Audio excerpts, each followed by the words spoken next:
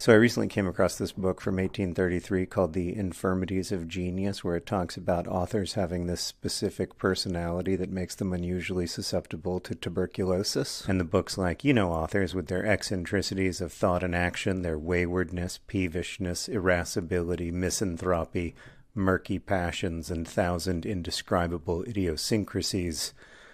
And I took that kind of personally. The weird thing about TB in the 19th century is that, like some mental health conditions today, it was both heavily stigmatized and heavily romanticized. Like, those concepts just aren't opposites of each other. You were told that you were, like, separate from the social order and less than a full human being, but at the same time, you were also told that, like, you might be a genius. Your greatest affliction will also be your superpower. Like, you have to have OCD, but you can be a brilliant detective like Sherlock Holmes. There's just one problem, of course, which is that OCD doesn't make you a brilliant detective, and indeed tuberculosis doesn't make you a great writer. Like, authors weren't extremely susceptible to tuberculosis because of their murky passions and irascibility. They were extremely susceptible to tuberculosis because at the time, TB was causing about a third of all deaths in England.